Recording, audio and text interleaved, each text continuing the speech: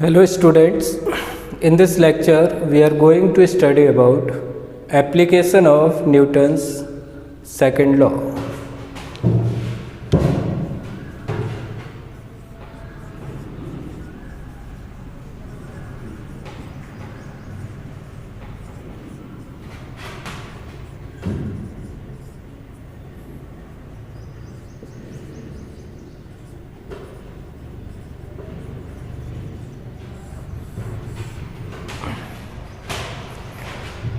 तो last class में हम लोगों ने स्टडी किया था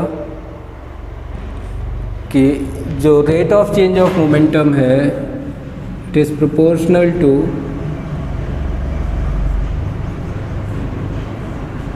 अप्लाइड फोर्स। डेल्टा पी यहाँ पे रिप्रेजेंट कर रहा है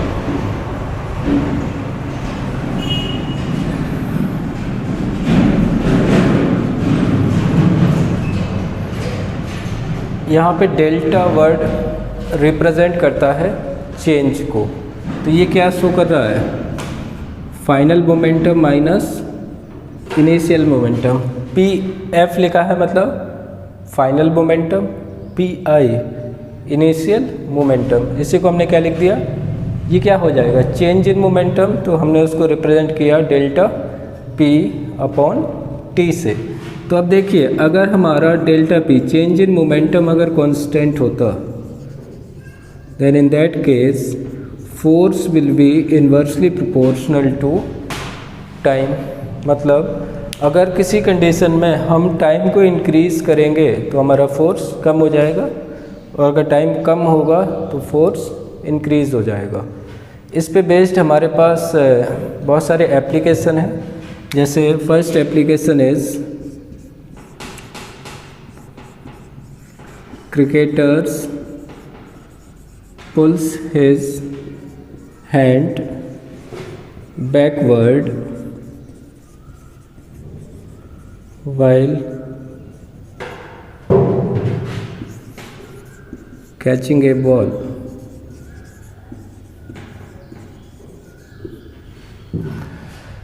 तो क्रिकेटर्स जो होते हैं जब वो बॉल को कैच कर रहे होते हैं तो वो अपने हैंड्स को पीछे खींचते हैं। इससे क्या होता है? जो चेंज इन मोमेंटम एकदम से ज़ीरो होता है। अगर वो डायरेक्टली हैंड लगा देता, बॉल टकराती, मोमेंटम ज़ीरो एकदम से होता। अब वो हाथ में होल्ड करके उसको बैक साइड में पुश करते हैं तो उससे क्या होता है कि जो चेंज इन मोमेंटम एकदम से ज़ीरो होने वाला था, क्योंकि ऑब्जेक्ट आता टकराता, वेलोसिटी ज़ीरो हो जाती, तो चेंज इन मोमेंटम बहुत ही कम टाइम में हो जाता है। इन दैट केस फोर्स ज़्यादा हो जाता। हाथ पीछे करने से जो चेंज इन मोमेंटम है उसमें हमें कुछ सेकंड का टाइम एक्स्ट्रा मिल जाता है, और टाइम अगर इंक्रीज़ हो गया तो फोर्स कम हो जाएगा। तो इस तरीके से जो क्रिकेट प्लेयर होते हैं वो अपने आप को इंजरी होने से बचाते हैं, वरना उनके हाथ पे बहुत ज़्यादा चोट लग सकती थी। तो इसको प्रोटेक्ट करने के लिए वो लोग क्या करते हैं? अपने हैंड को बैकवर्ड डायरेक्शन में पुल करते हैं, जिसकी वजह से टाइम जो होता है वो इंक्रीज़ हो जाता है for change in momentum. Momentum एकदम से चेंज होता या फिर उसमें कुछ टाइम मिल जाता। अगर टाइम मिलेगा तो फोर्स कम हो जाएगा, अगर टाइम बहुत कम हुआ तो फोर्स बहुत ज़्यादा हो जाएगा। तो इसके लिए एक एप्लीकेशन तो ये हो गया। दूसरा, vehicles are provided with shockers.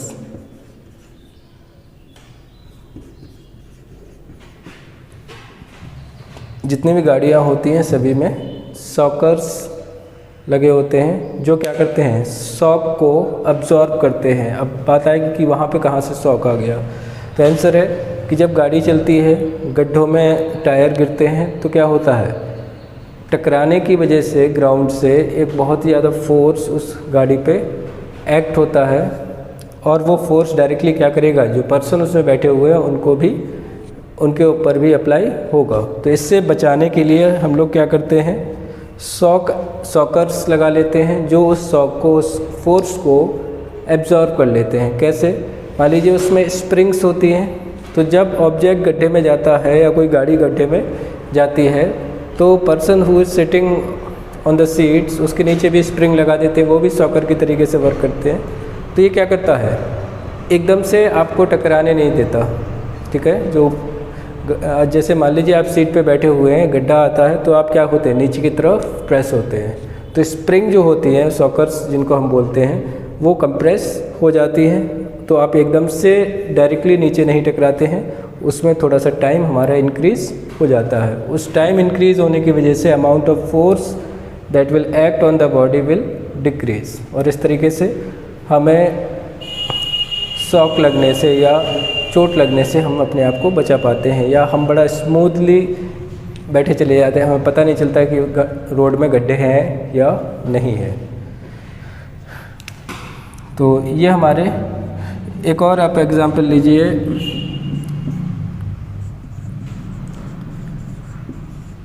Karate player breaks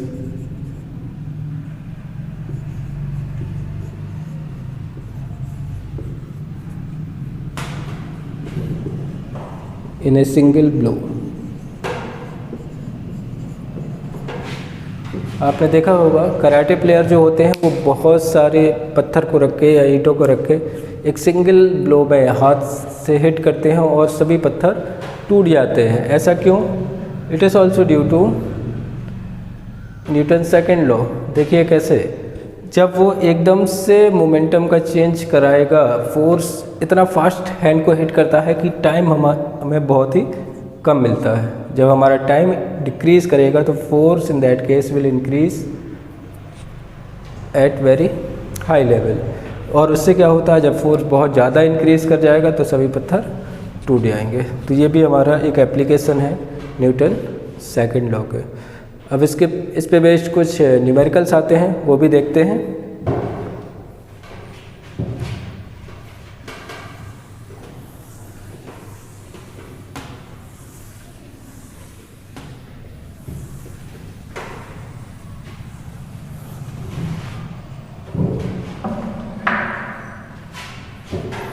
जैसे आपको दिया जाए कि एक मोटरसाइकिल है, it is moving with some velocity,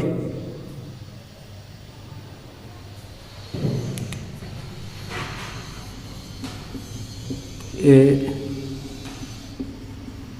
motorcycle of mass 100 kg is moving with a velocity of 72 km/h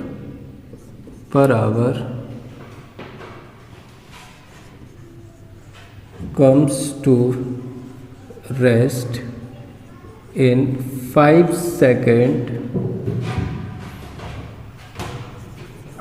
after applying brakes.